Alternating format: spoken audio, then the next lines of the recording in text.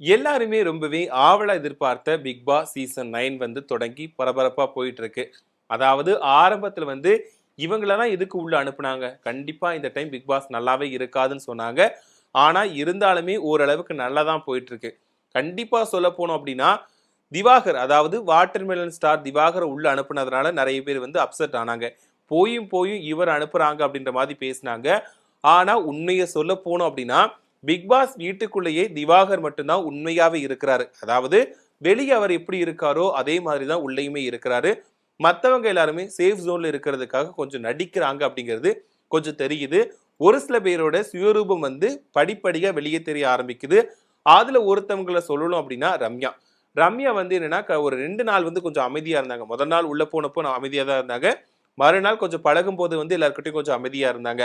ஆனா அங்க இருக்கிறது எல்லாத்தையுமே கேதர் பண்ணிக்கிட்டு இப்ப என்னன்னா திவாகர் மேல வந்து தாக்குதல் நடத்துனாங்க. என்னன்னா பிக் பாஸ் வீட்டுக்குள்ள ஒரு விஷயம் நடந்துச்சு. அப்போ வந்து அவங்க வந்து திவாகருக்கு ஒரு டாஸ்க் குடுத்தாங்க. இத நீங்க வேலை பண்ணணும் அப்படின்ற மாதிரி சொன்னாங்க. அத பண்ணிட்டு இருக்கும்போது திவாகர் ஒரு வார்த்தைய சொல்லிட்டு வெளிய வந்தாரு. ஃப்ரெண்ட்ஸ் பட காமெடி மாதிரியா அப்படின்னு சொல்லிட்டு கண்ட்ரி ஃப்ரூட் என்ற வார்த்தைய பயன்படுத்திட்டு வெளிய வந்தாரு. அத பார்க்கும்போதே தெரியுது அவர் வந்து யாரையும் மென்ஷன் பண்ணி சொல்லல. பொதுவா காமெடிக்காக அவர் பயன்படுத்திட்டு வந்திருக்காரு அப்படிங்கிறது பார்க்குற எல்லாத்துக்குமே தெரிஞ்சுச்சு. ஆனா இத வந்து ரம்யா வேணும்னே பெருசாக்கி, அப்படி நீங்க சொல்லக்கூடாது. அப்படி நீங்க உங்கள சொல்லிக்கிட்டா கூட, உங்க மனசுக்குள்ள சொல்லிக்கணும் அப்படின்ற மாதிரி அவங்க கத்தி தான் பேசுறாங்க. அவங்க வந்து பொறுமையாவே சொல்லவே இல்ல. பட் ஆனா திவாகர் கத்தும்போது மட்டும் நீங்க கத்தாதீங்க, எப்படி கத்தலாம் அப்படின்ற மாதிரி பேசுனாங்க. சொல்லப்போனா திவாகர் வந்து எந்த இடத்துலயுமே யாருக்குமே மரியாதை கொடுக்காம பேசுறதே கிடையாது.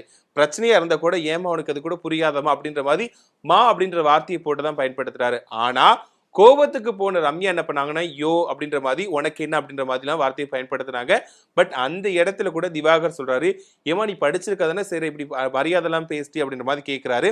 அந்த வார்த்தை சொன்ன உடனே தான் எல்லாரும் வரைஞ்சு கட்டிட்டு வந்துட்டாங்க திவாகருக்கு எதிரா. படிச்சிருக்கியா நீங்க எப்படி கேட்பீங்க? அதாவது அவர் நார்மலா கேட்ட வார்த்தை, மரியாதை இல்லாம பேசிட்டியமா நீ படிச்சிருக்க தானே செய்ற அப்படின்ற மாதிரி வார்த்தையை அவர் பயன்படுத்துறாரு. அத கொஞ்சம் பெருசாவா டிராமா பண்ணி ரம்யா வந்து கொஞ்சம் சீன் போட்டு லாஸ்ட்டா அழுக ஆரம்பிச்சுட்டாங்க. என்னன்னா திவாகருக்கு எதிரா வந்து பேசினா நம்ம கொஞ்சம் வந்து ப்ரோமோல வரலாம். அது மட்டும் இல்லாம திவாகருக்கு எதிரா பேசினாதான் மக்கள் நமக்கு வந்து ஓட்டு போடுவாங்க அப்படின்ற மாதிரி மைண்ட் செட்ல எல்லாருமே இருக்காங்க. திவாகர முதல்ல வந்து எல்லாருமே எதிர்க்க தான் செஞ்சாங்க. மக்களுமே வந்து இவர் எதுக்கு உள்ள போறாரு அப்படின்ற மாதிரி தான் பேசினாங்க. பட் அவர் ட்ரோல் மெட்டீரியல் அப்படிங்கிறதையும் தாண்டி அவர் வந்து வெளியே எப்படி இருந்தாரோ அதே மாதிரி தான் உள்ளேயுமே இருக்கிறாரு.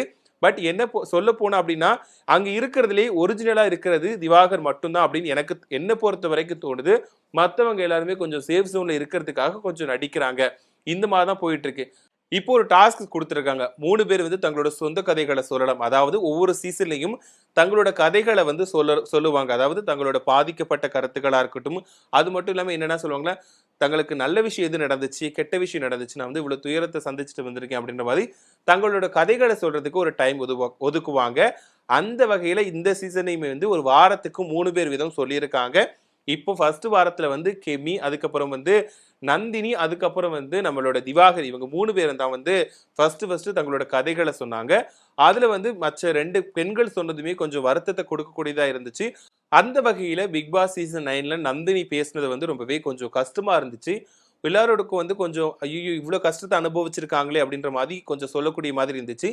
கெமி வந்து அவங்களுக்கு நடந்த கஷ்டத்தையும் சொன்னாங்க. அவங்க வாழ்க்கையில் நடந்த சந்தோஷமான விஷயத்தையும் சொன்னாங்க. ஆனா இருந்தாலும் நம்ம திவாகர் பேசும்போது வந்து மத்தவங்கள வந்து கலங்கடிக்காம அவருக்கு நடந்த விஷயங்கள ஃபன்னாவே சொன்னாரு. பட் வந்து அவர் எப்பவும் போல அதாவது அவர் பேசும்போதே தெரிஞ்சுச்சு மனுஷன் இப்படிதான்யா. அவர் வந்து வெளியும் இப்படிதான் இருக்காரு, உள்ளேயும் இப்படிதான் இருக்கிறார்ன்ற மாதிரி தோணுச்சு. என்னன்னா, அவர் வந்து அந்த இடத்துல கூட சிம்பத்தி கிரியேட் பண்ணாம, தனக்கு வந்து எனக்கு இவ்வளவுதான்ப்பா எனக்கு சொல்லறதுக்குலாம் ஒண்ணுமே இல்ல. நான் இப்படி இருந்தேன். எனக்கு இப்படிதான் ஃபன்னா போகும் அப்படின்ற மாதிரி அவர் சொன்னாரு. பட் எல்லாரையுமே அவர் சிரிக்க தான் வச்சாரு. அந்த இடத்துல வந்து அவர வந்து அவர் பேசும்போது அழுக வைக்கல. பட் வந்து கோவப்படாம வைக்கல. அவர் ஃபன்னா பேசி மத்தவங்களையும் சிரிக்க தான் வச்சாரு. இதெல்லாம் பார்க்கும்போது வந்து திவாகர் வந்து திவாகராவே இருக்கிறாரு. ஒரிஜினலா இருக்கிறாரு. மத்தவங்களுக்காக நடிக்கவும் இல்ல. அது மட்டும் இல்லாம கேமராவுக்காக நடிக்கவே இல்ல அப்படிங்கிறது தெளிவா தெரியுது. மத்த ஒரு சில பேர் மட்டும் கொஞ்சம் நடிக்கிறாங்க அப்படிங்கிறது தெரியுது. எஃப்ஜே அந்த மாதிரி கலைஞர் இவங்கலாம் கொஞ்சம் வெளிய வரவே இல்ல. கொஞ்சம் வந்து எஃப்ஜே வந்து அந்த ரம்யா பிரச்சனை மட்டும் கொஞ்சம் சீன் போட்டாரு. பட் மத்தபடி எதுவுமே இல்ல. விஜய் பார்வதியை பொறுத்த வரைக்கும் திவாகருக்கு கொஞ்சம் சப்போர்ட் பண்ற மாதிரி இருக்கு. அது மட்டும் இல்லாம அதாவது திவாகர் பக்கம் ஒரு சைடுக்கு நியாயம் இருக்கிற மாதிரி பேசுறாங்க. அதாவது நடுநிலைமையா இருக்கிறது காட்டிக்கிறதுக்காக அப்படி பண்றாங்களா இல்லாட்டா உண்மையாவே அவங்க புரிஞ்சுக்கிட்டு தான் திவாகருக்கு சப்போர்ட் பண்றாங்களா அப்படின்னு தெரியல. பட் இப்போ வரைக்கும் பார்வதியை பொறுத்த வரைக்கும் ஓகேவா இருக்கிறாங்க. வரக்கூடிய நாட்கள்ல தான் அவங்களோட சுயரூபம் வெளிச்சத்துக்கு வருமா, இல்லைன்னா உண்மையாவே இவங்க இப்படிப்பட்ட கேரக்டர் தானா அப்படிங்கிறது தெரிய வரும். இது மட்டும் இல்லாம இன்னொன்னு வந்து சபரி வந்து கொஞ்சம் நல்லாவே ப்ளே பண்றாரு அப்படின்னு சொல்லலாம். அதாவது அவர் டாஸ்க்குள்ள இன்ன வரைக்கும் வரல. பட் வந்து கொஞ்சம் நல்லபடியா போயிட்டு இருக்காரு. மேனேஜ் பண்றாரு. அதாவது எந்த விஷயத்திலையும் கத்தாம கொஞ்சம் பொறுமையா போற மாதிரி தெரியுது. பட் வரக்கூடிய நாட்கள்ல தான் இவங்களும் எப்படி இருக்க போறாங்கன்னு தெரியல. இன்னொரு முக்கியமான நபர் வந்து கம்ருதீன். கம்ருதீன் வந்துட்டுமே திவாகர் மேல வந்து கொஞ்சம் வன்மத்தை கக்குறாரு அப்படின்ற மாதிரி தெரியுது. ஸோ பிரவீன் வந்து ஏற்கனவே வன்மத்தை வந்து ஃபுல்லாவே வச்சிருக்காரு திவாகர் மேல. அந்த வகையில தான் கம்ருதீனுமே வந்து கொஞ்சம் திவாகர் மேல வன்மத்தை கக்குறாரு. ஏன்னா திவாகர் ஒரு பிரச்சனையில மாட்டிக்கிட்டாலும் சரி, திவாகருக்கு எதிராக யாரு பேசினாலும் சரி, ஒரு 4, 5 பேர் இருக்காங்க. உடனே வந்து திவாகருக்கு எதிராக பேசுறதுக்கு போயிடுறாங்க. அங்க என்ன நடந்துச்சுன்னு கூட கேட்க மாட்டாங்க. திவாகர் மேலதான் தப்பு இருக்க மாதிரி பேசுவாங்க. இன்னொரு பக்கம் என்னன்னா, திவாகர் வந்து மத்தவங்க சொல்றதை கேட்கவே மாட்டாரு. அவர் சொல்ல வர கருத்தை வந்து சொல்றதுக்காக நிப்பாரு. ஏன்னா அவர் பக்கம் இன்னொரு வந்து அவரை பேசுறதுக்கு யாருமே அனுமதிக்க மாட்டாங்க. அவர் மேல தப்பு தான் இருக்கு அப்படின்ற மாதிரி ஒரு ப்ரொஜெக்ட் பண்ணிட்டு அதுக்கப்புறம் தான் மத்தவங்க பேசுவாங்க. அதனால வந்து திவாகர் பேசுறவங்க எடுபட மாட்டுது. ஆனா இருந்தாலுமே திவாகர் வந்து இதெல்லாம் கண்டுக்காம அவர் பாட்டுக்கு அவரோட வேலையை பார்த்துட்டு இருக்காரு. இப்படிதான் பிக் பாஸ் வீடு இந்த மாதிரி போயிட்டு இருக்கு. ஆனா இப்போ வந்து நேத்து வந்து விதிமீறல் மீறப்பட்டுச்சு அப்படின்னு சொல்லிட்டு ஒருத்தர் வந்து சூப்பர் டீலக்ஸ் ஹவுஸ்ல இருந்துட்டு பிக் பாஸ் வீட்டுக்கும், பிக் பாஸ் வீட்ல இருந்துட்டு இன்னொருத்தர் வந்து சூப்பர் டீலக்ஸ் ரூமுக்கு மாத்துனாங்க. அது ஒரு டாஸ்க் மாதிரி போச்சு. இதுல நம்ம முக்கியமா எடுத்துக்கிட்டோம் அப்படின்னா சுபிக்ஷாவை சொல்லலாம். அவங்க வந்து சூப்பர் டீலக்ஸ் வீட்டுக்குள்ள இருக்காங்க அப்படிங்கிறதுக்காக மத்தவங்கள வேலை வாங்கணுமே அப்படிங்கிறதுக்காகவும், தனக்கு கொடுக்கப்பட்ட கதாபாத்திரத்துல நம்ம கரெக்டா இருக்கணும் அப்படிங்கிறத காட்டுறதுக்காகவும் எல்லார்கிட்டையும் வேலை வாங்குறாங்க. அது மட்டும் இல்லாம அவங்க வேலையை குறை சொல்லிக்கிட்டவும் இருக்கிறாங்க. இதனால வந்து பார்வதி நிறைய டைம் வந்து அவங்களுக்கு எதிராகவே டக்கு டக்கு டக்குன்னு சொல்லிட்டே போயிடுறாங்க. அதாவது திருப்பி பதிலடி கொடுத்துட்டு போயிடுறாங்க.